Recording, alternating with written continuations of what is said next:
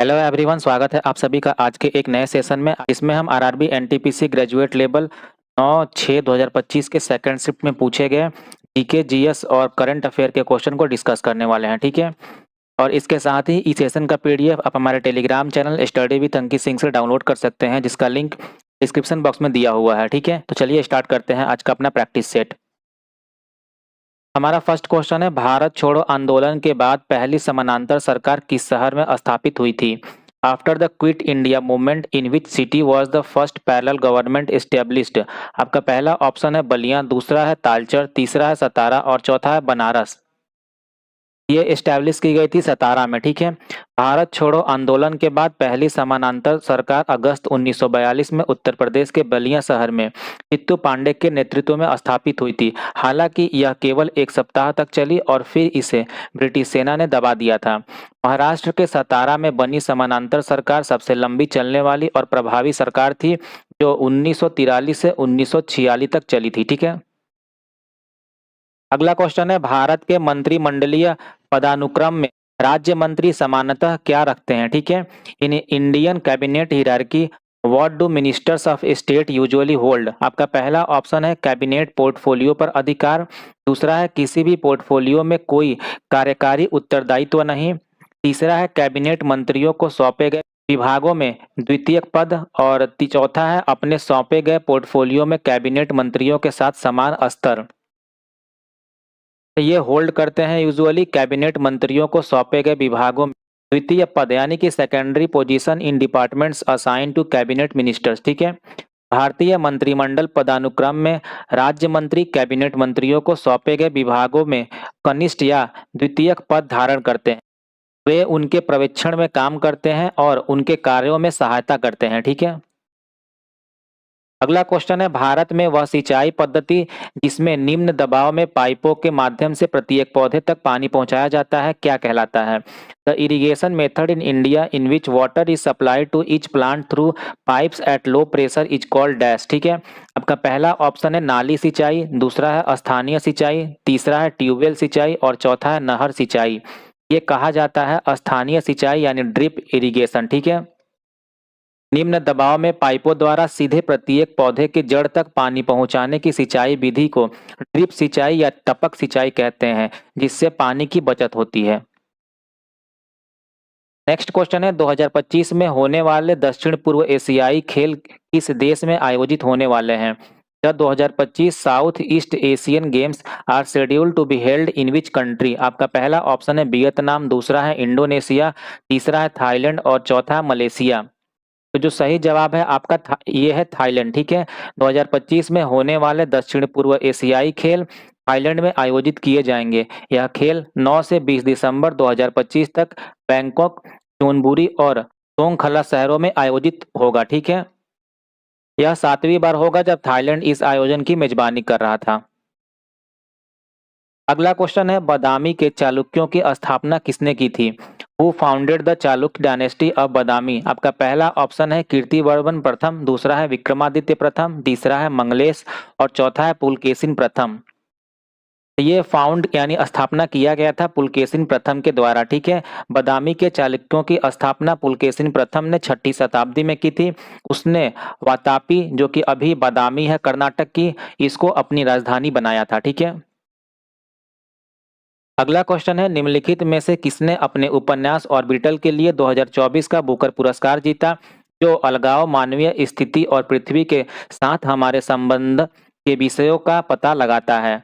Who among the following won the 2024 Booker Prize for their novel Orbital which explores theme of isolation, the human condition and our relationship with Earth? आपका पहला option है सैली रूनी, दूसरा है Douglas Stuart, तीसरा है कोल्सन whitehead और चौथा है सामंथा हार्वे।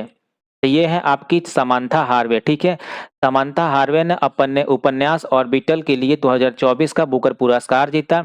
यह उपन्यास अंतर्राष्ट्रीय अंतरिक्ष स्टेशन पर सवार 6 अंतरिक्ष यात्रियों को अनुभवों के माध्यम से अलगाव, मानवीय स्थिति और पृथ्वी के हमारे संबंध जैसे विषयों को दर्शाता है। यह अंतरिक्ष पर आधारित पहली बुकर विजेता पुस्तक है। ठीक है, नेक्स्ट क्वेश्चन है, दांतों की सफाई के लिए अतिरिक्त अम्ल को बेअसर करने और दांतों के क्षय को रोकने के लिए निम्नलिखित में से कौन सा घटक टूथपेस्ट में एक सामान्य घटक है? To neutralise excess acid and prevent tooth decay, which of the following is a common component in toothpaste? आपका पहला ऑप्शन है लवण यानी सॉल्ट, दूसरा है हाइलोजन, तीसरा है अम्ल यानी एसिड और चौथा है क्षार यानी अल्कली। तो ये है आपका क्षार यानी अल्कली, ठीक है। क्षार जैसे सोडियम बाइकार्बोनेट अतिरिक्त अम्ल को बेअसर करके और मुंह में सही पीएच स्तर बनाए रखकर दांतों के क्षय को रोकते हैं। यह दांतों के इनेमल को खराब होने से बचाता है। हमारा अगला क्वेश्चन है 2025 के दिल्ली विधानसभा चुनावों में भारतीय जनता पार्टी ने कितने वर्षों के बाद बहुमत प्राप्त किया और कितनी सीटें जीती? इन 2025 Delhi assembly election after how many years did the Bharatiya Janata party secure a majority and how many seats did it win? आपका पहला ऑप्शन है 30 वर्षों के बाद 50 सीटें प्राप्त की, दूसरा है 25 वर्षों के बाद 48 सीटें प्राप्त की, तीसरा है 27 वर्षों के बाद 48 सीटें प्राप्त की और चौथा है 35 वर्षों के बाद 55 सीटें प्राप्त की। तो ये है आपका सही जवाब, 27 वर्षों के बाद 48 सीटें प्राप्त की, ठीक है। 2025 के दिल्ली विधानसभा चुनाव में भाजपा ने 27 साल बाद पूर्ण बहुमत हासिल करते हुए 48 सीटें जीती।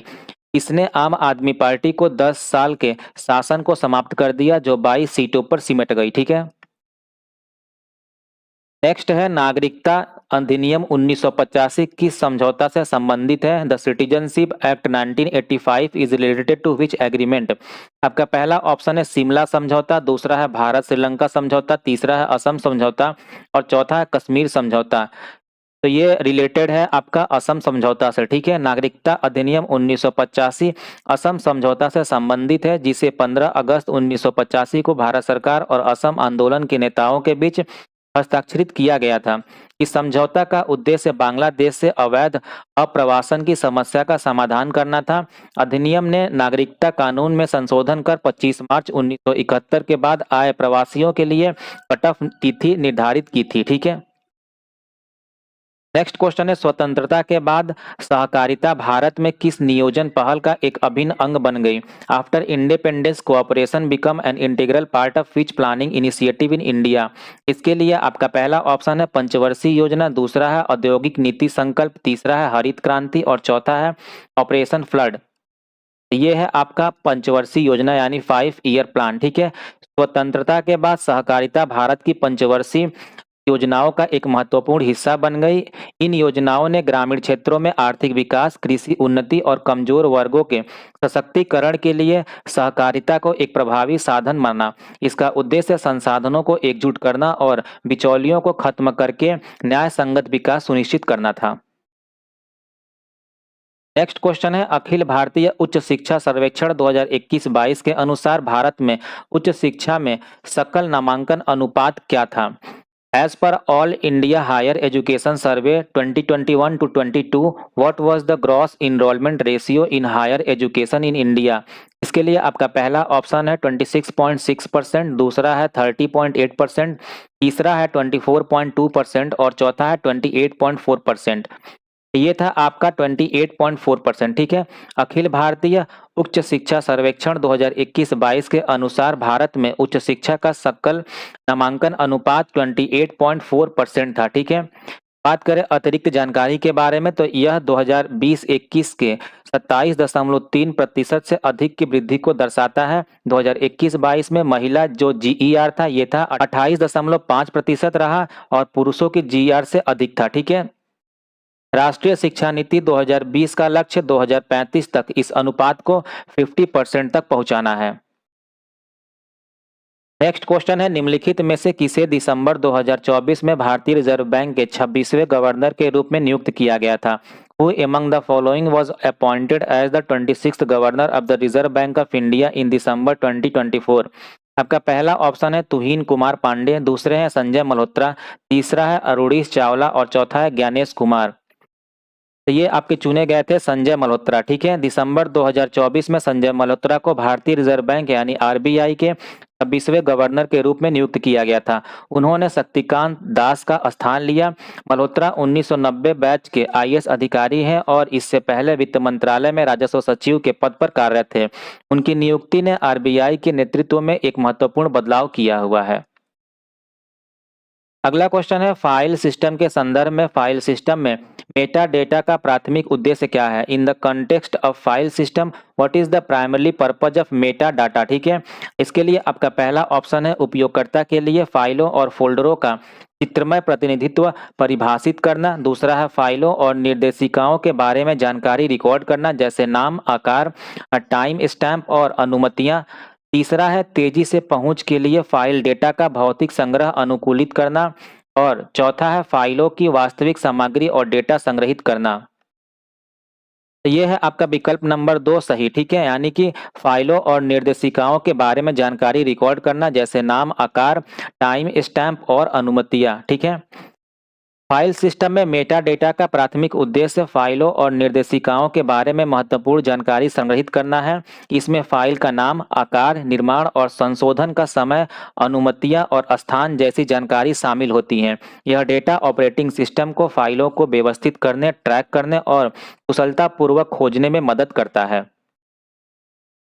अगला क्वेश्चन है काठियावाड़ में सुदर्शन झील के जीर्णोद्धार के लिए मुख्य रूप से पश्चिमी क्षत्रप वंश का कौन सा शासक जाना जाता है?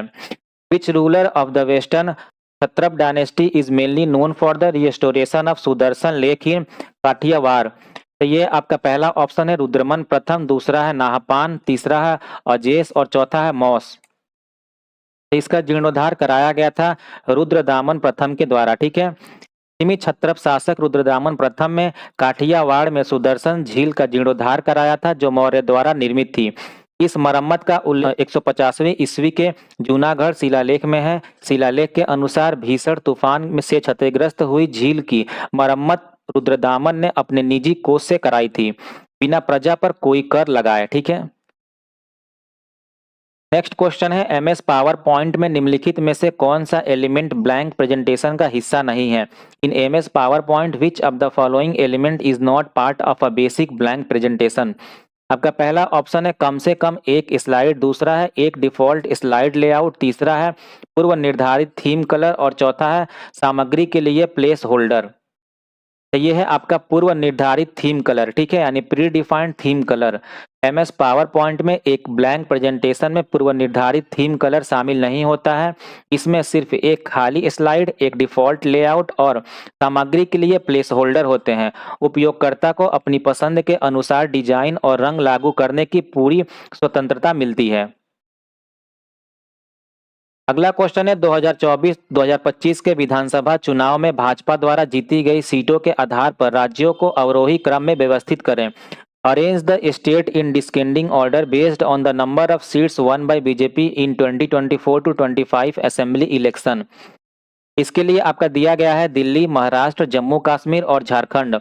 और ये रहा जो आपके लिए ऑप्शन दिए गए हैं। ठीक है, तो इसमें सबसे ज्यादा जो सीटें मिली थी बीजेपी को वो मिला था आपका महाराष्ट्र में, और दूसरा मिला था दिल्ली में, और उसके बाद मिला था जम्मू कश्मीर में, और तब मिला था झारखंड में। ठीक है, तो इस हिसाब से आपका ऑप्शन नंबर 4 सही हो जाएगा। 2024-2025 के विधानसभा चुनावों में भाजपा द्वारा जीती गई सीटों के आधार पर राज्यों का सही अवरोही क्रम इस प्रकार है। महाराष्ट्र में बीजेपी ने 132 सीटें जीती थी जिसका इलेक्शन नवंबर 2024 में हुआ था। दिल्ली में 48 सीटें जो कि फरवरी 2025 में कंडक्ट की गई थी। जम्मू कश्मीर में 24 सीटें जो कि अक्टूबर 2024 में कंडक्ट की गई थी। और झारखंड में 21 सीटें जो कि नवंबर 2024 में कंडक्ट हुआ था। ठीक है, अगला क्वेश्चन है निम्नलिखित में से कौन सी विधि किसी मौजूदा एमएस एक्सेल स्प्रेडशीट को खोलने का सबसे तेज तरीका है? Which of the following is the fastest way to open an existing MS Excel spreadsheet? इसके लिए आपका पहला ऑप्शन है एमएस एक्सेल खोलें और रिक्त वर्कबुक पर क्लिक करें। दूसरा है Alt+F4 शॉर्टकट का उपयोग करें। तीसरा है Ctrl+N दबाएं और चौथा है फाइल एक्सप्लोरर में .xlsx फाइल पर डबल क्लिक करें। तो ये है आपका विकल्प नंबर 4 सही, यानी कि फाइल एक्सप्लोरर में .xlsx फाइल पर डबल क्लिक करें। ठीक है, किसी भी मौजूदा एक्सेल स्प्रेडशीट को खोलने का सबसे तेज तरीका फाइल एक्सप्लोरर में .xlsx फाइल पर डबल क्लिक करना होता है। और ये जो .xlsx होता है ये क्या होता है? एक्सेल फाइल का एक्सटेंशन कहा जाता है। ठीक है, यह सीधे ऑपरेटिंग सिस्टम के माध्यम से फाइल को उसके संबंधित प्रोग्राम के साथ खोलता है, जिससे अलग से एक्सेल एप्लीकेशन खोलने और फिर फाइल को खोजने की प्रक्रिया से बचा जा सकता है। नेक्स्ट क्वेश्चन है 2025 में आईआईटी मद्रास में Shri S Ramakrishnan centre of excellence का उद्घाटन किसने किया? Who inaugurated the Shri S Ramakrishnan centre of excellence at IIT Madras in 2025? इसके लिए आपका पहला ऑप्शन है इसरो अध्यक्ष, दूसरा है केंद्रीय अंतरिक्ष मंत्री, तीसरा है इसरो के वैज्ञानिक सचिव और चौथा है आईआईटी मद्रास के निदेशक। तो ये है आपके इसरो के अध्यक्ष, ठीक है। 2025 में इसरो अध्यक्ष वी नारायणन ने आईआईटी मद्रास में Shri S Ramakrishnan centre of excellence का उद्घाटन किया। यह केंद्र अंतरिक्ष में ताप प्रबंधन से जुड़ी चुनौतियों को हल करने, अंतरिक्ष यान और प्रक्षेपण वाहनों के लिए उन्नत शीतलन प्रणाली विकसित करने के लिए स्थापित किया गया है। यह इसरो और आईआईटी मद्रास के बीच सहयोग को बढ़ावा देगा। अगला क्वेश्चन है गोंड चित्रकला में सतह पर छुई मिट्टी लगाने का मुख्य उद्देश्य क्या है? In Gond painting what is the main purpose of applying छुईड क्ले ऑन द सरफेस? इसके लिए आपका पहला ऑप्शन है पेंटिंग के लिए एक चिकना सफेद आधार बनाना, दूसरा है दीवार की दरारों को ठीक करना, तीसरा है कीटों को दीवार से नुकसान रोकना और चौथा है सूर्य के प्रकाश को परावर्तित करना। ये है आपका ऑप्शन नंबर पहला सही, पेंटिंग के लिए एक चिकना सफेद आधार बनाना, यानी to create a smooth white base for painting, ठीक है। गोंड चित्रकला में छुई मिट्टी का मुख्य उद्देश्य पेंटिंग के लिए एक चिकना और सफेद आधार तैयार करना है। यह प्राकृतिक सफेद मिट्टी रंगों की चमक को बढ़ाती है और कलाकारों को जटिल पैटर्न और डिजाइन बनाने में मदद करती है। यह प्रक्रिया कलाकृति को अस्थायित्व और सौंदर्यपूर्ण गुणवत्ता भी प्रदान करती है। नेक्स्ट क्वेश्चन है निम्नलिखित में से कौन सा देश भारत से केवल समुद्री सीमा द्वारा अलग होता है? Which of the following countries is separated from India only by a maritime boundary? आपका पहला ऑप्शन है म्यांमार, दूसरा है भूटान, तीसरा नेपाल और चौथा है मालदीव। तो ये है आपका मालदीव देश, ठीक है। दिए गए विकल्पों में से जो आपका मालदीव है यह एक एकमात्र देश है जो भारत को से केवल समुद्री सीमा के द्वारा अलग होता है, और बाकी जितने हैं म्यांमार, भूटान, नेपाल, ये सारी आपकी भूमि सीमाएं साझा करती हैं भारत के साथ, ठीक है। नेक्स्ट क्वेश्चन है तने पर पाए जाने वाले ट्राइकोम के बारे में निम्नलिखित में से कौन सा कथन सत्य है? Which of the following statement about trichomes found on the stem is true? इसके लिए आपका पहला ऑप्शन है वे केवल जड़ों में मौजूद होते हैं, दूसरा है वे जल धारण में कभी भी कार्य नहीं करते हैं, तीसरा है वे हमेशा अशाखित और एक कोशिकीय होते हैं और चौथा है वे बहुकोशिकीय होते हैं और स्रावी हो सकते हैं, ठीक है। आपका पहला जो आपका सही ऑप्शन है वो है वे बहुकोषीय होते हैं और स्रावी हो सकते हैं, यानी they are multi cellular and may be secretory, ठीक है। तने पर पाए जाने वाले ट्राइकोम्स बहुकोषीय हो सकते हैं और अक्सर सुरक्षा के लिए या शिकारियों को रोकने वाले रसायन स्रावित कर सकते हैं। ये बाल जैसी संरचनाएं विभिन्न आकार और प्रकार की होती हैं जो पानी के संरक्षण और बाहरी खतरों से सुरक्षा जैसे कई कार्य करती हैं। अगला क्वेश्चन है वारली चित्रकला में लिपणे नामक पहले चरण में दीवार तैयार करने के लिए किस प्राकृतिक सामग्री का उपयोग किया जाता है? In Warli painting which natural material is used in the first step called लिपने टू प्रिपेयर द वॉल? आपका पहला ऑप्शन है चावल का पेस्ट, दूसरा है रेत, तीसरा है गेरू और चौथा है चारकोल। ये है आपका गेरू, ठीक है, यानी रेड ऑकर, ठीक है। वारली चित्रकला में लिपणे पहले चरण में दीवार तैयार करने की प्रक्रिया है जिसमें लाल गेरू का प्रयोग किया जाता है। गेरू को गाय के गोबर और पानी में मिलाकर दीवार पर लगाया जाता है ताकि एक लाल भूरे रंग का आधार बन सके। इस पृष्ठभूमि पर चावल के पेस्ट का उपयोग करके सफेद रंग से पारंपरिक वर्ली चित्र बनाए जाते हैं। अगला क्वेश्चन है निम्नलिखित में से कौन सा मेघालय पठार का उपविभाजन नहीं है? Which of the following is not a sub division of the Meghalaya plateau? आपका पहला ऑप्शन है गारो हिल्स, दूसरा है खासी हिल्स, तीसरा है मिकीर हिल्स और चौथा है जयंतिया हिल्स। ये है आपका मिकीर हिल्स, ठीक है। मेघालय पठार में गारो, खासी और जयंतिया पहाड़ियां शामिल हैं। मिकीर पहाड़ियां इसका उपविभाजन नहीं है बल्कि वे असम राज्य में स्थित हैं। ये कार्बी आंगलोंग पठार का हिस्सा है और काजीरंगा राष्ट्रीय उद्यान के दक्षिण में स्थित हैं। अगला क्वेश्चन है प्लास्टिक प्रदूषण को समाप्त करने के लिए अंतर सरकारी वार्ता समिति का 5वां सत्र कहाँ हुआ था? Where was the 5th session of the inter governmental negotiating committee to end plastic pollution held? पहला आपका ऑप्शन है टोक्यो जापान में, दूसरा है नैरोबी केन्या में, तीसरा है बर्लिन जर्मनी में और चौथा है बसान दक्षिण कोरिया में। ये आयोजित हुआ था बसान दक्षिण कोरिया में, ठीक है। प्लास्टिक प्रदूषण को समाप्त करने के लिए अंतर सरकारी वार्ता समिति का 5वां सत्र नवंबर 2024 में बसान दक्षिण कोरिया में आयोजित किया गया था। लगभग 170 देशों के प्रतिनिधि एक वैश्विक संधि को अंतिम रूप देने में विफल रहे क्योंकि प्लास्टिक उत्पादन की सीमा जैसे मुद्दों पर मतभेद थे। यह बैठक बिना किसी समझौता के समाप्त हुई और बातचीत जारी रखने के लिए 2025 में एक और सत्र आयोजित करने पर सहमति बनी थी, ठीक है। नेक्स्ट क्वेश्चन है, सर्वोच्च न्यायालय ने स्वयं को डैश के संबंध में सतर्क प्रहरी के रूप में वर्णित किया है। The Supreme Court has described itself as the sentinel on the qui vive in relation to dash, ठीक है। पहला आपका ऑप्शन है मौलिक अधिकारों का संरक्षण, दूसरा है विदेश नीति का संरक्षण, तीसरा है विधायी विशेषाधिकारों का संरक्षण और चौथा कर कानूनों का संरक्षण। तो जो सही जवाब है वो है आपका ऑप्शन नंबर फर्स्ट, मौलिक अधिकारों का संरक्षण यानी प्रोटेक्शन ऑफ फंडामेंटल राइट्स। सर्वोच्च न्यायालय ने खुद को सतर्क प्रहरी इसलिए बताया है क्योंकि वह मौलिक अधिकारों का संरक्षक है। यह नागरिक के अधिकारों की रक्षा के लिए हमेशा चौकन्ना और तैयार रहता है। संविधान के अनुच्छेद 32 के तहत नागरिकों के मौलिक अधिकारों के उल्लंघन पर न्यायालय सीधे कार्यवाही कर सकता है, जिससे उसकी यह भूमिका सुनिश्चित होती है। नेक्स्ट क्वेश्चन है, अप्रैल 2025 तक सिमलीपाल, जिसे राज्य का दूसरा राष्ट्रीय उद्यान घोषित किया गया था, कहाँ स्थित है? As of April 2025 Similipal declared the state second national park is located in dash. पहला आपका ऑप्शन है गुजरात राज्य में, दूसरा है उड़ीसा राज्य में, तीसरा है मध्य प्रदेश राज्य में और चौथा है असम राज्य में। ये स्थित है आपका उड़ीसा राज्य में, ठीक है। अप्रैल 2025 में उड़ीसा के मयूरभंज जिले में स्थित सिमलीपाल को राज्य का दूसरा राष्ट्रीय उद्यान घोषित किया गया था। यह राष्ट्रीय उद्यान अपनी समृद्ध जैव विविधता, विशेष रूप से मेलानिस्टिक यानी कि काले बाघों के लिए जाना जाता है। यूनेस्को द्वारा 2009 से इसे बायोस्फीयर रिजर्व के रूप में भी मान्यता दी गई थी। नेक्स्ट क्वेश्चन है, निम्नलिखित में से कौन सा थार मरुस्थल पारिस्थितिकी तंत्र के क्षरण में अधिक योगदान नहीं देता है? Which of the following does not significantly contribute to the degradation of the Thar desert ecosystem? आपका पहला ऑप्शन है देशी वृक्षों का बढ़ा हुआ रोपण, दूसरा है पशुओं द्वारा चराई, तीसरा है अनियमित वर्षा और चौथा है जलवायु परिवर्तन। तो ये है आपका देशी वृक्षों का बढ़ा हुआ रोपण यानी increased plantation of native tree, ठीक है। थार मरुस्थल के पारिस्थितिकी तंत्र के क्षरण में देशी वृक्षों का रोपण योगदान नहीं करता है बल्कि इसमें सुधार करता है। इसके विपरीत अधिक चराई, अनियमित वर्षा और जलवायु परिवर्तन जैसे कारक पारिस्थितिकी तंत्र के क्षरण को बढ़ाते हैं। देशी वृक्षों का रोपण मरुस्थलीकरण को कम करने और जैव विविधता को बढ़ाने में सहायक होता है। अगला क्वेश्चन है, भारत का विशाल पठार किस प्राचीन भूभाग का हिस्सा है? The vast प्लेटू of India is part of which ancient landmass? आपका पहला है एंग्रा लैंड, दूसरा है पेंजिया, तीसरा है लारेसिया और चौथा है गोंडवाना लैंड। तो ये है आपका गोंडवाना लैंड का पार्ट, ठीक है।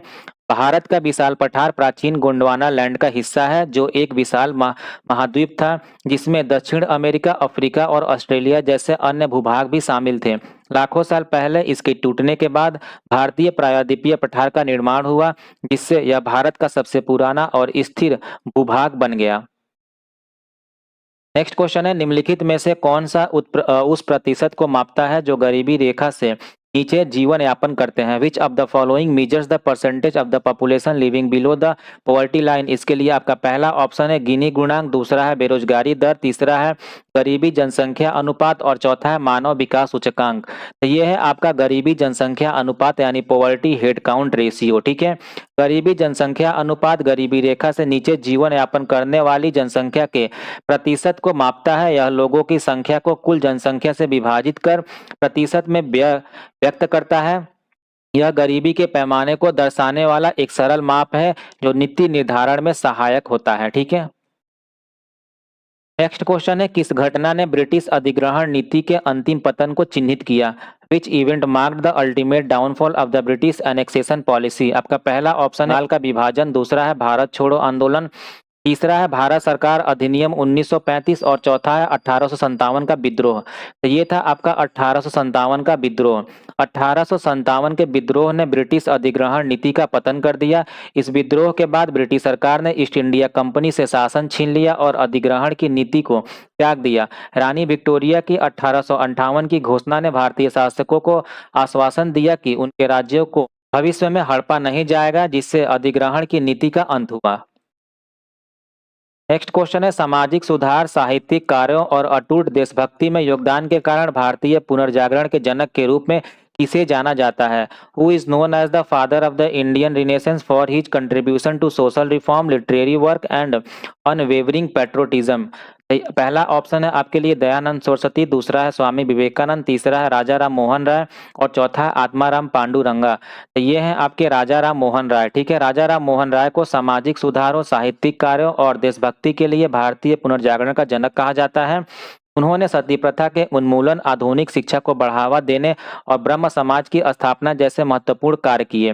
वे भारत में सामाजिक और धार्मिक सुधारों के लिए जाने जाते हैं। अगला क्वेश्चन है 2025 विश्व मुक्केबाजी कप में अविनाश जामवाल की उपलब्धि क्या थी? What was the Avinash Jamwal's achievement in the 2025 world boxing cup? आपका पहला ऑप्शन है उन्होंने कोई पदक नहीं जीता, दूसरा है उन्होंने 65 किग्रा वर्ग में कांस्य पदक जीता, तीसरा है उन्होंने 65 किग्रा वर्ग में स्वर्ण पदक जीता और चौथा है उन्होंने 65 किग्रा वर्ग में रजत पदक जीता। तो उनकी जो उपलब्धि थी वो थी he won silver medal in 65 KG category, यानी उन्होंने 65 किलोग्राम वर्ग में रजत पदक जीता था। ठीक है, 2025 विश्व मुक्केबाजी कप में अविनाश जामवाल ने कजाकिस्तान के अस्ताना में 65 किलोग्राम वर्ग में रजत पदक जीता। फाइनल में उन्हें ब्राजील के यूरी फाल्काओ रीस ने हराया। इस प्रतियोगिता में भारत ने कुल 11 पदक जीतकर तीसरा स्थान प्राप्त किया था। नेक्स्ट क्वेश्चन है नीति आयोग द्वारा जारी एसडीजी इंडिया इंडेक्स 2023-24 के अनुसार भारतीय राज्यों द्वारा प्राप्त समग्र स्कोर की सीमा क्या है? According to NITI Aayog SDG index 2023-24 what is the range of overall score achieved by Indian state? आपका पहला है 57 से 79, दूसरा है 60 से 85, तीसरा है 52 से 75 और चौथा है 65 से 90। तो ये है आपका 57 से 79 यानी 79। नीति आयोग के एसडीजी इंडिया इंडेक्स 2023-24 के अनुसार भारतीय राज्यों के समग्र स्कोर की सीमा 57 से 79 रही। इसमें केरल और उत्तराखंड 79 अंकों के साथ शीर्ष पर रहे थे, जबकि बिहार 57 अंकों के साथ सबसे निचले पायदान पर था। यह इंडेक्स सतत विकास लक्ष्यों की दिशा में राज्यों की प्रगति को दर्शाता है। नेक्स्ट क्वेश्चन है राष्ट्रीय विकास परिषद ने किस वर्ष सहकारिता पर राष्ट्रीय नीति की सिफारिश की थी? In which year did the national development council recommend a national policy on cooperation? इसके लिए आपका पहला ऑप्शन है 1958, दूसरा है 1947, तीसरा है 1962 और चौथा है 1975। तो ये किया गया था 1958 में। राष्ट्रीय विकास परिषद ने 1958 में सहकारिता पर राष्ट्रीय नीति की सिफारिश की थी। इसका उद्देश्य देश के आर्थिक और सामाजिक विकास में सहकारी समितियों की भूमिका को सुनिश्चित करना था। इस नीति ने विशेष रूप से ग्रामीण क्षेत्रों में सहकारी समितियों को मजबूत करने और राष्ट्रीय विकास के लक्ष्यों को प्राप्त करने के लिए दिशा निर्देश प्रदान किए।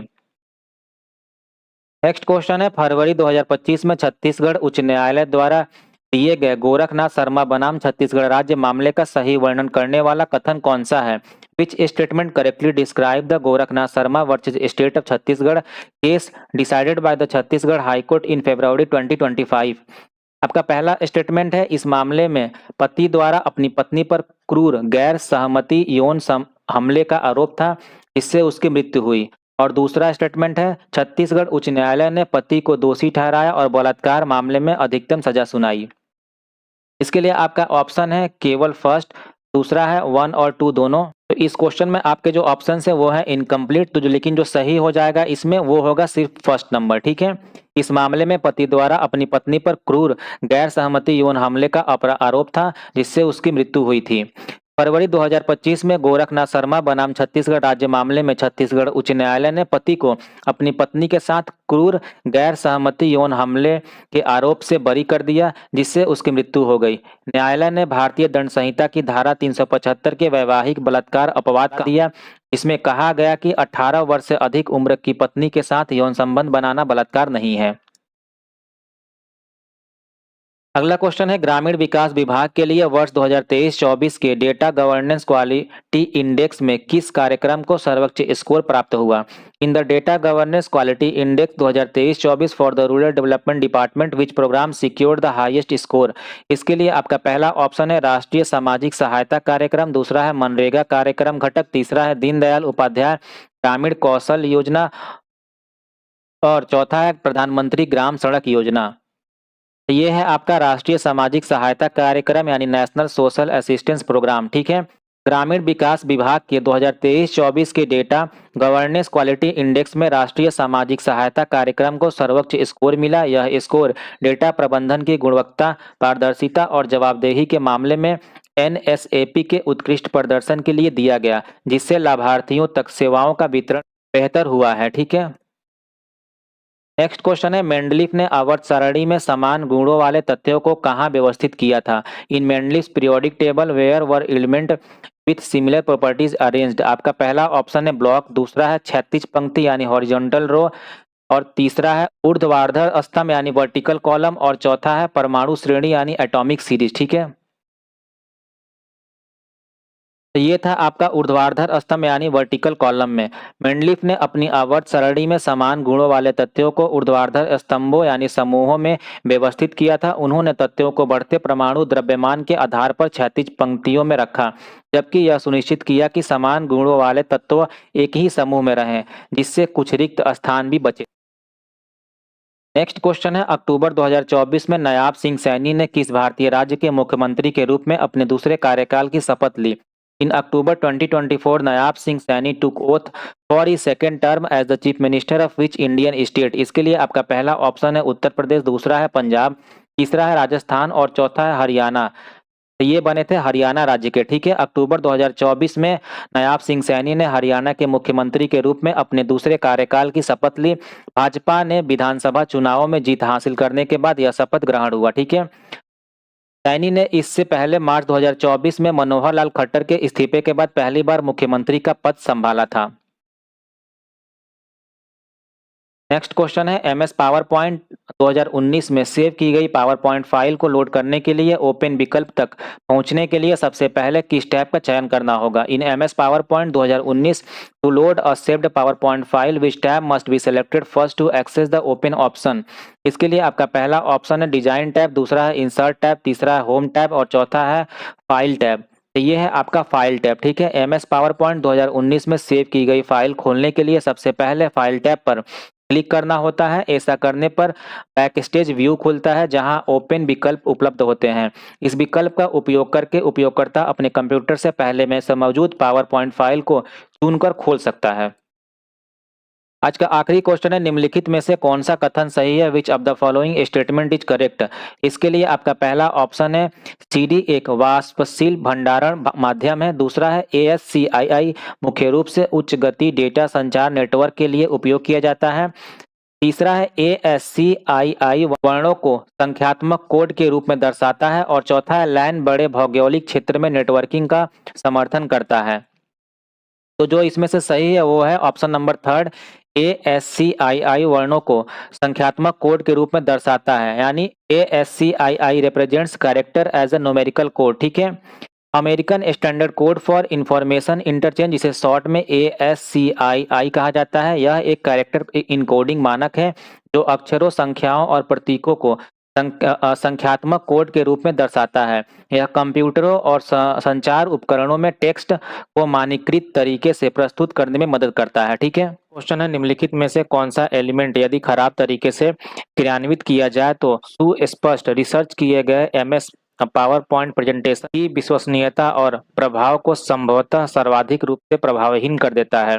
विच of the following element if poorly implemented most likely undermines the credibility and impact of a well researched MS PowerPoint presentation? पहला आपका ऑप्शन है वीडियो जैसे मल्टीमीडिया तत्वों को इम्बेड करना, दूसरा है स्लाइड मास्टर और टेम्पलेट का असंगत उपयोग, तीसरा है स्लाइड के बीच संक्रमण प्रभाव का चुनाव और चौथा है संदर्भ के लिए स्पीकर नोट्स को शामिल करना। ठीक है, तो ये आपका बिल्कुल सही जवाब है स्लाइड मास्टर और टेम्पलेट का असंगत उपयोग यानी inconsistent use of slide master and templates. ठीक है, स्लाइड मास्टर उन डिजाइन और लेआउट सेटिंग को नियंत्रित करता है जो सभी स्लाइड्स में एक रूप और शैली बनाए रखते हैं। ठीक है, यदि अलग अलग स्लाइड्स पर अलग अलग टेम्पलेट या मास्टर उपयोग किया जाए तो प्रस्तुति असंगत, अव्यवस्थित और पेशेवर न दिखने वाली लगती है। ठीक है, अगला क्वेश्चन है, भील नेताओं जैसे काजी सिंह और भीमा नायक के नेतृत्व में भील विद्रोह किस वर्ष शुरू हुआ था? In which year did the Bhil revolt under leader like Kaji Singh and Bhima Nayak begin?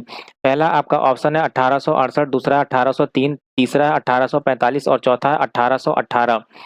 तो ये शुरू हुआ था 1818 में। ठीक है, भील विद्रोह 1818 में शुरू हुआ था और यह ब्रिटिश व विभागीय शोषण, वनाधिकारियों की हानि और करों की बढ़ोतरी से प्रेरित था। ठीक है, ब्रिटिश सरकार ने विद्रोह दबाने के लिए सैन्य बल भेजे और बाद में शांति संधि की, जिसमें कुछ वनाधिकारियों की वापसी और टैक्स छूट शामिल थी। ठीक है, बाद के वर्ष में 17 नवंबर 1913 को मैनगढ़ हत्याकांड माना जाता है कि भील विद्रोहवादियों और अंग्रेजों के बीच एक संघर्ष था जिसमें बड़ी संख्या में भील मारे गए थे। ठीक है, अगला क्वेश्चन है, ग्लोबल डेट रिपोर्ट 2025 के अनुसार 2024 में ओईसीडी देशों में घरेलू सॉवरिन बॉन्ड की केंद्रीय बैंक होल्डिंग्स का हिस्सा कितना होगा?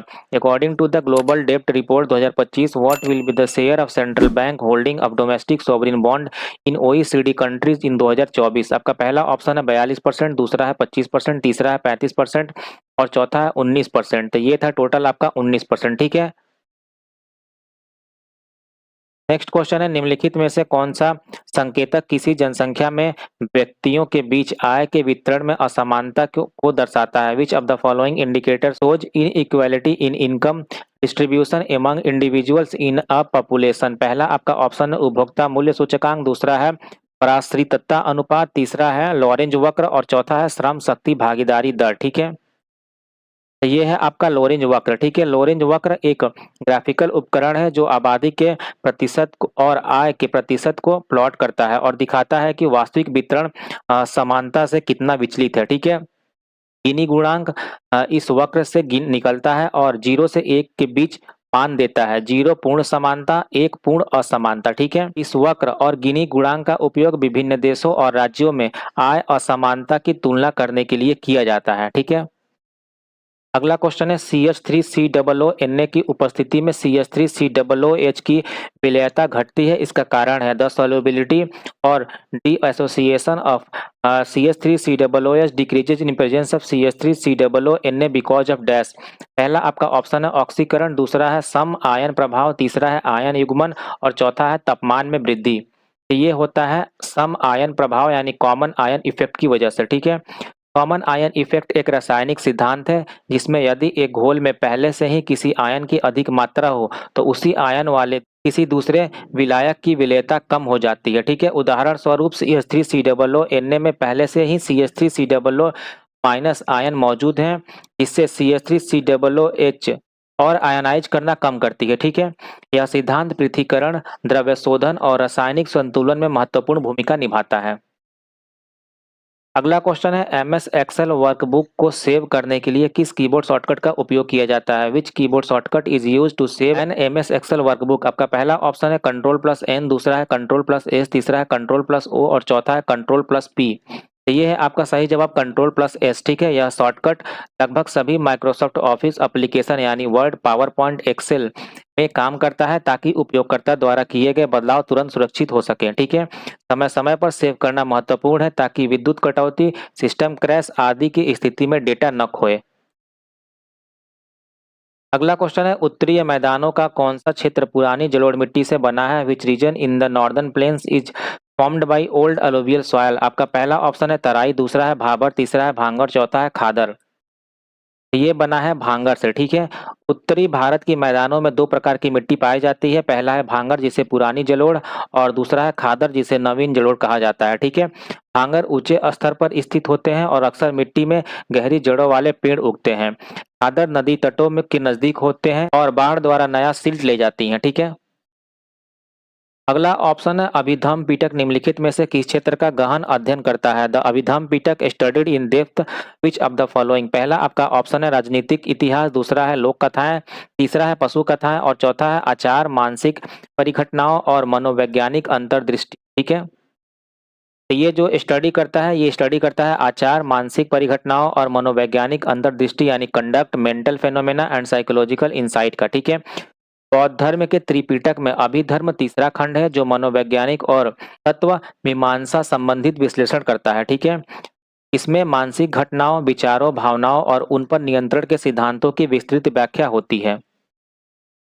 अगला क्वेश्चन है, मौर्योत्तर साम्राज्य के दौरान एक आंतरिक व्यापार मार्ग उत्तरापथ डैश जोड़ता था। During the post Mauryan empire the internal trade route Uttarapath connected dash. पहला आपका ऑप्शन है भारत के पश्चिमी और दक्षिणी भाग को, दूसरा है भारत के दक्षिणी और पूर्वी भाग को, तीसरा है उत्तर पश्चिम क्षेत्र के साथ भारत के उत्तरी और दक्षिणी भाग को, और चौथा है भारत के उत्तरी और पूर्वी भागों को उत्तरी पश्चिम क्षेत्र से। ये जोड़ता था भारत के उत्तरी और पूर्वी भागों को उत्तरी पश्चिमी क्षेत्र से, यानी northern and eastern part with north west region के साथ। ठीक है। उत्तर पथ प्राचीन भारत का एक प्रमुख व्यापार मार्ग था जो पश्चिम के क्षेत्रों को पूर्वी भारत और उपमहाद्वीपों के अन्य भागों से जोड़ता था। यह मार्ग व्यापार, सांस्कृतिक आदान प्रदान और सैन्य संचार के लिए उपयोगी था। ठीक है। अगला क्वेश्चन है, 2025 के ड्रोन इंडस्ट्री कॉन्क्लेव में चर्चा किए गए मध्यम ऊंचाई वाले लंबे समय तक चलने वाले मेल ड्रोन का नाम क्या है? What is the name of the medium altitude long endurance drone discussed at the 2025 drone industry conclave? आपका पहला ऑप्शन है रुस्तम, दूसरा है तपस, तीसरा है निसार और चौथा है वरुण। तो इसका नाम है तपस। ठीक है। तपस BH-201, इसका फुल फॉर्म है tactical airborne platform for aerial surveillance, एक मेल UAV है जिसे भारत में विकसित किया जा रहा है। इस ड्रोन ने पहली उड़ान 15 नवंबर 2016 को भरी थी। ठीक है। अगला क्वेश्चन है, भारत के केंद्र शासित प्रदेशों में नगर निगमों की स्थापना कैसे की जाती है? How are municipal corporations established in the union territories of India? पहला आपका ऑप्शन है नगर आयुक्त द्वारा, दूसरा है संसद के अधिनियम द्वारा, तीसरा है राज्य विधानमंडल द्वारा और चौथा है जनमत द्वारा। तो ये होता है संसद के अधिनियम द्वारा। ठीक है। केंद्र शासित प्रदेश को सीधे केंद्र सरकार द्वारा नियंत्रित किया जाता है, इसलिए इसमें नगर निगमों की स्थापना संसद द्वारा अधिनियम पारित करके ही की जाती है। राज्यों में नगर निगमों की स्थापना राज्य विधानमंडल द्वारा की जाती है, लेकिन यूटीज में यह शक्ति संसद के पास होती है। उदाहरण के लिए न्यू दिल्ली नगर पालिका परिषद को संसद द्वारा अधिनियम के माध्यम से स्थापित किया गया था।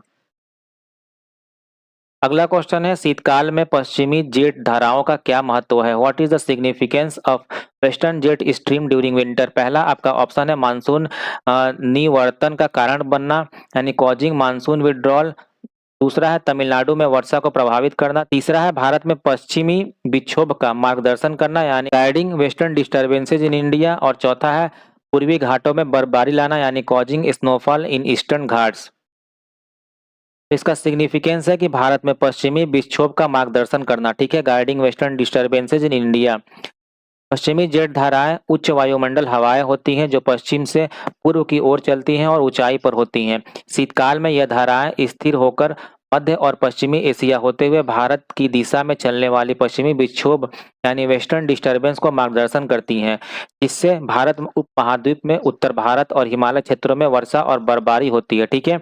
पश्चिमी विक्षोभ शीतकालीन वर्षा यानी विंटर रेनफॉल और हिमालयी क्षेत्रों में हिमपात के मुख्य स्रोत होते हैं। अगला क्वेश्चन है, अमीनो अम्लों में कौन सी क्रियात्मक समूह पेप्टाइड बंध बनाने में सीधे तौर पर शामिल होते हैं? विच functional group in amino acid directly participate in forming a peptide bond? पहला आपका ऑप्शन है कार्बोनिल और फॉस्फेट समूह, दूसरा है मिथाइल और एसिटाइल समूह, तीसरा है हाइड्रोक्सिल और सल्फोहाइड्राइल समूह, और चौथा है कार्बोक्सिलिल और अमीनो। तो ये है आपका कार्बोक्सिल और अमीनो। पेप्टाइड बंध दो अमीनो अम्लों के बीच एक अमीनो समूह यानी NH2 और एक कार्बोक्सिल समूह यानी COOH के बीच बनता है। ठीक है। इस प्रक्रिया में एक अमीनो अम्ल का कार्बोक्सिलिक समूह पानी छोड़ते हुए यानी OH रिलीज करते हुए दूसरे अमीनो अम्ल के अमीनो समूह यानी H से जुड़ जाता है और एक CONH बंध बनाता है। यह एक कंडेंसेशन प्रक्रिया है जिसमें पानी यानी H2O निकलता है। ठीक है। अगला क्वेश्चन है, लोक न्यायालय की कार्यवाही डैश होती है? द प्रोसीडिंग ऑफ लोक न्यायालय आर डैश। पहला आपका ऑप्शन है कोऑर्डिनेटिव, दूसरा है इन्वेस्टिगेटिव, तीसरा है एडवर्सरियल और चौथा है प्रॉम्प्ट। तो ये होता है आपका कोऑर्डिनेटिव यानी समन्वय व्यात्मक, ठीक है। लोक न्यायालय अक्सर निम्न स्तर पर सार्वजनिक एवं त्वरित निवारण हेतु बनाए जाते हैं। इन न्यायालयों की प्रक्रिया अधिक लचीली और कम औपचारिक होती है। इसमें न्यायाधीश सक्रिय रूप से मामले की जांच और समन्वय करते हैं। यह प्रक्रिया पारंपरिक विरोधात्मक मॉडल से अलग होती है, जहां प्रत्येक पक्ष अपना मामला प्रस्तुत करता है और न्यायाधीश बीच में न्यूमाता है, ठीक है। नेक्स्ट है एमिली हेनरी के उपन्यास में दो प्रतिद्वंदी लेखकों के बीच एक लोक प्रसिद्ध उत्तराधिकारिणी की जीवनी लिखने की होड़ के बारे में बताया गया है, जिसका शीर्षक है in Emily Henry novel the story is about two rival author racing to write the biography of a famous heiress. The title of the novel is, पहला है आपका ग्रेट बिग ब्यूटीफुल लाइफ, दूसरा है बुक लवर्स, तीसरा है happy place और चौथा है फनी स्टोरी। तो ये है आपका the great big beautiful life, ठीक है। एमिली हेनरी एक लोकप्रिय अमेरिकी लेखिका है जिनकी कई रोमांटिक व उपन्यास कहानी शैली की पुस्तकें चर्चित है। The great big beautiful life उनके उस उपन्यास का नाम है जिसमें यह कहानी बड़ी सौदा लेखनी की होड़ की पृष्ठभूमि में होती है। उनकी अन्य प्रसिद्ध पुस्तक है बुक लवर्स, जो काफी लोकप्रिय हुई थी, ठीक है। नेक्स्ट क्वेश्चन है झारखंड के अधिकारियों ने डैश के अंदर पहले गांव जयगीर को इसके मुख्य क्षेत्र से पूरी तरह बाहर सफलतापूर्वक स्थानांतरित किया है। In Jharkhand the authorities have successfully relocate the village Jagir entirely outside its core area within dash. पहला आपका ऑप्शन है अमानगढ़ टाइगर रिजर्व, दूसरा है पलामू टाइगर रिजर्व, तीसरा है जिम कॉर्बेट नेशनल पार्क और चौथा है दुधवा टाइगर रिजर्व। ये बाहर किया गया है पलामू टाइगर रिजर्व से, ठीक है। पलामू टाइगर रिजर्व झारखंड राज्य में स्थित है और वन्य जीव संरक्षण गतिविधियों हेतु महत्वपूर्ण क्षेत्र माना जाता है। गांवों का स्थानांतरण वन क्षेत्रों से मानव बस्तियों को निकालकर संरक्षण उद्देश्य से किया जाता है ताकि वनों और जंगली जीवों को अधिक सुरक्षा आवास मिल सके। इस तरह के स्थानांतरण से मानव वन संघर्ष यानी ह्यूमन वाइल्ड लाइफ कॉन्फ्लिक्ट को कम करने की कोशिश की जाती है। नेक्स्ट क्वेश्चन है किस प्रेसिडेंसी में पोलीगारों ने अंग्रेजों के खिलाफ विद्रोह किया था जब अंग्रेजों ने उनके सैन्य और भूमि अधिकारों को छीनने का प्रयास किया था। In which presidency did the Poligars revolt against the English when attempts were made to take away their military and land rights.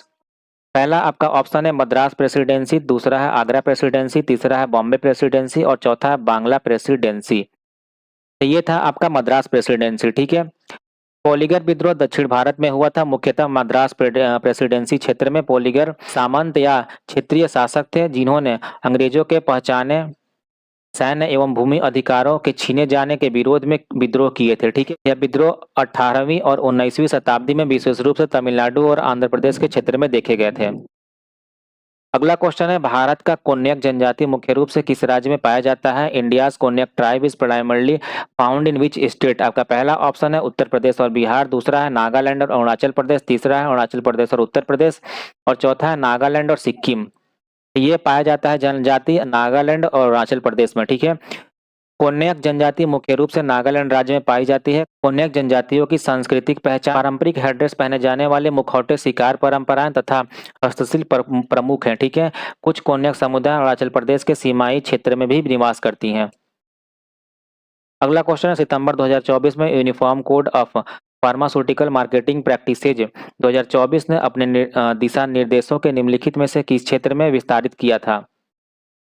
In September 2024 UCPMP 2024 expanded its guideline to include which area. आपका पहला option है आयुर्वेदिक दवाएं, दूसरा है online स्वास्थ्य परामर्श, तीसरा है पशु चिकित्सा फार्मास्यूटिकल्स और चौथा है चिकित्सा उपकरण निर्माता। ये है आपका चिकित्सा उपकरण निर्माता यानी मेडिकल डिवाइस मैन्युफैक्चरर, ठीक है। यूसीपीएमपी 2024 को सितंबर 2024 में मेडिकल डिवाइस कंपनियों पर भी लागू करने का विस्तार किया गया था। इससे पहले यूपीपीएमपी मुख्यतः दवाओं के लिए था, लेकिन अब चिकित्सा उपकरण उद्योग को भी इसके दायरे में लाया गया है। इस विस्तार का उद्देश्य यह सुनिश्चित करना है कि चिकित्सा उपकरण मार्केटिंग में भी नैतिक और पारदर्शी अभ्यास हो, ठीक है। अगला क्वेश्चन है 1905 में ब्रिटिश द्वारा लागू किए गए बंगाल विभाजन को आधिकारिक रूप से किस वर्ष रद्द किया गया था। The partition of Bengal initially imposed by the British in 1905 was officially annulled in which year. आपका पहला ऑप्शन है 1909, दूसरा है 1910, तीसरा है 1916 और चौथा है 1911। ये किया गया था आपका 1911 में, ठीक है। बंगाल विभाजन को 1905 में लागू किया गया था और इसे विभाजित करके बंगाल प्रांत को दो हिस्सों में बांटा गया था। इस विभाजन के विरोध में स्वदेशी आंदोलन और सहयोग आंदोलन की लहरें उठी थी। भारी आंदोलन और विरोध के बाद ब्रिटिश सरकार ने 12 दिसंबर 1911 को विभाजन को रद्द करने की घोषणा की थी। अगला क्वेश्चन है, भारतीय संविधान के किस अनुच्छेद के अंतर्गत मौलिक अधिकारों के प्रवर्तन के लिए प्रादेश जारी करने की शक्ति सर्वोच्च न्यायालय में निहित है? ठीक है, under which article of the Indian Constitution is the power to issue writ for the enforcement of fundamental right vested in the Supreme Court? पहला आपका अनुच्छेद है 143, दूसरा है 32, तीसरा है 131 और चौथा है 136। ये है आपका अनुच्छेद नंबर 32। ठीक है, अनुच्छेद 32 को डॉक्टर भीमराव अंबेडकर ने संविधान की आत्मा और हृदय कहा था, क्योंकि यह नागरिकों को मौलिक अधिकारों की रक्षा हेतु सीधे सर्वोच्च न्यायालय जाने का अधिकार देता है। क्वेश्चन नंबर 22 है, फरवरी 2025 में प्रधानमंत्री नरेंद्र मोदी के प्रधान सचिव 2 के रूप में किसे नियुक्त किया गया था? ठीक, Who was appointed as Principal Secretary to Prime Minister Narendra Modi in February 2025? ठीक है, पहला आपका ऑप्शन है राजीव गौबा, दूसरा है अजय कुमार, तीसरा है मनीष सिंघल और चौथा है शक्तिकांत दास। ये है आपके शक्तिकांत दास। ठीक है, शक्तिकांत दास भारतीय रिजर्व बैंक यानी आरबीआई के 25वें गवर्नर भी रहे हैं। इससे पहले वे वित्त मंत्री और आर्थिक मामलों के सचिव रह चुके हैं। नेक्स्ट क्वेश्चन है, एमएस पावर पॉइंट में स्लाइड में टेक्स्ट कैसे जोड़ते हैं? How do you add text to a slide in MS PowerPoint? पहला आपका ऑप्शन है किसी टेक्स्ट प्लेस होल्डर के अंदर क्लिक करें और टाइप करना शुरू करें। ठीक है, दूसरा है Ctrl+T दबाएं, तीसरा है स्लाइड पर एक इमेज ड्रैग करें और चौथा है ट्रांजिशन टैब का उपयोग करें। ठीक है, ये है आपका सही जवाब, किसी टेक्स्ट प्लेस होल्डर के अंदर क्लिक करें और टाइप करना शुरू करें। ठीक है, एमएस पावर पॉइंट को पहली बार 1987 में माइक्रोसॉफ्ट ने लॉन्च किया था और यह अब विश्व भर में सबसे ज़्यादा उपयोग किए जाने वाला प्रेजेंटेशन सॉफ्टवेयर है। अगला क्वेश्चन है, विंडोज ओएस में बिना रिसाइकल बिन में भेजे हुए किसी फाइल को अस्थायी रूप से हटाने का कीबोर्ड शॉर्टकट क्या है? Which keyboard shortcut is used in Windows OS to permanently delete a file without sending it to the recycle bin? आपका पहला ऑप्शन है Alt+Delete, दूसरा है डिलीट, तीसरा है Ctrl+D और चौथा है Shift+Delete। ये है आपका Shift+Delete। ठीक है, केवल डिलीट दबाने से फाइल रिसाइकल बिन में जाती है, लेकिन Shift+Delete दबाने से फाइल अस्थायी रूप से डिलीट हो जाती है और उसे पुनः रिस्टोर नहीं किया जा सकता है। अगला क्वेश्चन है, ऊर्जा का एसआई मात्रक क्या है? What is the SI unit of energy? पहला आपका ऑप्शन है जूल, दूसरा है वाट, तीसरा है केल्विन और चौथा है न्यूटन। ये है आपका जूल। ठीक है, 1 जूल 1 न्यूटन बल से किसी वस्तु को 1 मीटर तक ले जाने में किया गया कार्य है। ठीक है, इसका नाम वैज्ञानिक जेम्स प्रेस्कॉट जूल के नाम पर रखा गया है। अगला क्वेश्चन है, भारतीय राष्ट्रीय मानवाधिकार आयोग में पूर्णकालिक कार्मिकों की कुल संख्या क्या है? What is the total number of full time personal in the national human right commission of India? पहला आपका ऑप्शन है चेयरपर्सन और 5 मेंबर, दूसरा है चेयरपर्सन और 4 मेंबर, तीसरा है चेयरपर्सन और 7 मेंबर और चौथा है चेयरपर्सन और 3 मेंबर। ये होते हैं आपके चेयरपर्सन और 5 मेंबर। ठीक है, एनएचआरसी की स्थापना 12 अक्टूबर 1993 को हुई थी और इसका मुख्यालय नई दिल्ली में है। यह मानवाधिकारों की रक्षा और उनके उल्लंघन की जांच करने वाला शीर्ष निकाय है। अगला क्वेश्चन है, निम्नलिखित में से कौन सा उपन्यास कुर्तुलैन हैदर ने 1959 में लिखा था? ठीक है, which of the following novel was written by Qurratulain Hyder in 1959? ठीक है, आपका पहला ऑप्शन है आग का दरिया, दूसरा है ट्रेन टू पाकिस्तान, तीसरा है उर्वशी और चौथा है पिंजर। ये लिखा था आग का दरिया। ठीक है, यह उपन्यास भारत के विभाजन और सामाजिक राजनीतिक बदलावों पर आधारित है और उर्दू साहित्य की सबसे महत्वपूर्ण कृतियों में से एक माना जाता है। अगला क्वेश्चन है, भारत में सिंचाई में किसका सबसे बड़ा योगदान है? Which of the following has the largest contribution to the irrigation in India? आपका पहला ऑप्शन है सब इरिगेशन यानी उप सिंचाई, दूसरा है नलकूप और नहरें यानी ट्यूबवेल्स एंड कैनाल्स, जल छाजन यानी रेन वाटर हार्वेस्टिंग और चौथा है तालाब यानी पॉन्ड्स। ये है आपका नलकूप और नहर यानी ट्यूबवेल्स एंड कैनाल्स। ठीक है, भारत की 60% से अधिक खेती सिंचाई पर निर्भर है। नलकूप और नहरें सबसे बड़े स्रोत हैं, जबकि तालाब और वर्षा जल का योगदान सीमित है। अगला क्वेश्चन है, अप्रैल 2025 में नीति आयोग ने automotive industry powering India's participation in global value chain शीर्षक से एक रिपोर्ट जारी की। इसका उद्देश्य क्या था? इन April 2025 NITI Aayog released a report titled automotive industry powering India's participation in global value chains. What was its primary objective? पहला है आपका भारत की नीतियों की तुलना पड़ोसी देशों से करना, दूसरा है ऑटोमोटिव क्षेत्र का पर्यावरणीय प्रभाव आकलन करना, तीसरा है वैश्विक ऑटोमोटिव मूल्य श्रृंखलाओं में भारत की भूमिका बढ़ाने की रणनीति बनाना, और चौथा है भारत के निर्यात प्रदर्शन का विश्लेषण करना। तो इसका मेन प्राइमरी ऑब्जेक्टिव था वैश्विक ऑटोमोटिव मूल्य श्रृंखलाओं में भारत की भूमिका बढ़ाने की रणनीति बनाना, यानी propose strategies to enhance India's role in global automotive and value chain. ठीक है। भारत दुनिया का चौथा सबसे बड़ा ऑटोमोबाइल बाजार है। रिपोर्ट के हिसाब से ईवीज, ग्रीन टेक्नोलॉजी और निर्यात बढ़ने पर केंद्रित है। ठीक है। अगला क्वेश्चन है power with in the leadership legacy of Narendra Modi पुस्तक किसने लिखी है? Who is the author of the book power with in the leadership legacy of Narendra Modi? पहला आपके ऑप्शन है डॉक्टर एस जयशंकर, दूसरा है डॉक्टर ऐश्वर्य पंडित, तीसरा है डॉक्टर आर बालसुब्रमण्यम और चौथा है डॉक्टर के S Chauhan.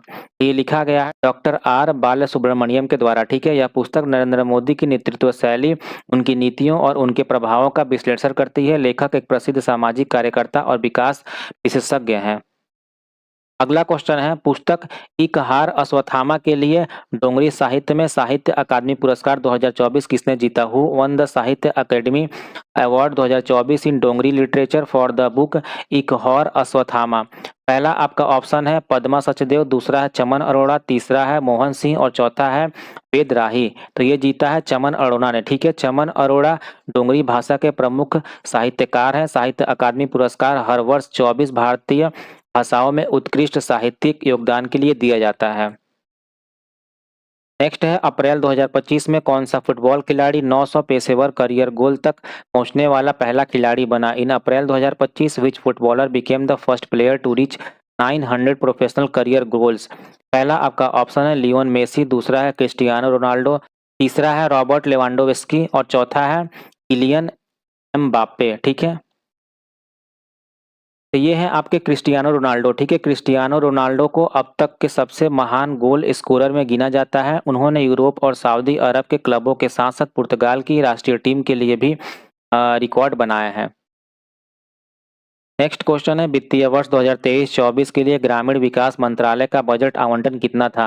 What was the budget allocation for the ministry of rural development for financial year 2023-24? इसके लिए आपके सामने ये चार ऑप्शंस हैं। इनमें से जो आपका सही है वो है 1,59,964 करोड़ रुपए। ठीक है। इस बजट में मनरेगा, प्रधानमंत्री ग्राम सड़क योजना और ग्रामीण आजीविका मिशन जैसी योजनाओं के लिए राशि आवंटित की गई है। अगला क्वेश्चन है मार्च 2025 में भारतीय संसद ने आव्रजन और विदेशी विधेयक 2025 पारित किया।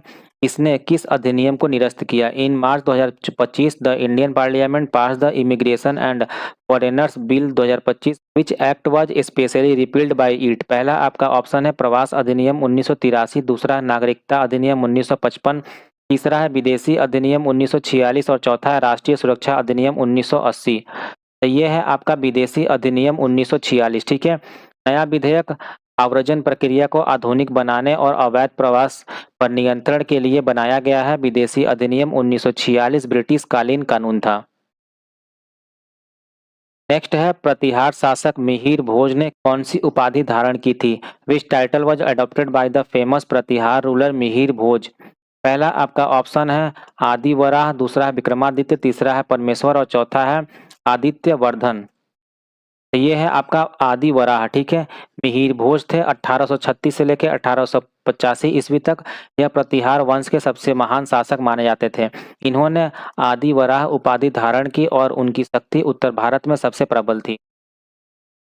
नेक्स्ट है आधुनिक सीपीयू में एक साथ कई निर्देशों को निष्पादित करने के लिए कौन सी तकनीक प्रयोग की जाती है? In modern CPUs which technique is used to execute multiple instruction simultaneously? पहला आपका ऑप्शन है पाइपलाइनिंग, दूसरा है क्लॉक सिंक्रोनाइजेशन, तीसरा है सिक्वेंशियल एग्जीक्यूशन और चौथा है सीरियल प्रोसेसिंग। तो ये किया जाता है पाइपलाइनिंग। ठीक है। पाइपलाइनिंग सीपीयू प्रदर्शन को तेज करता है क्योंकि यह कई ट्रांजैक्शनों को ओवरलैपिंग स्टेप में प्रोसेस करता है। ठीक है।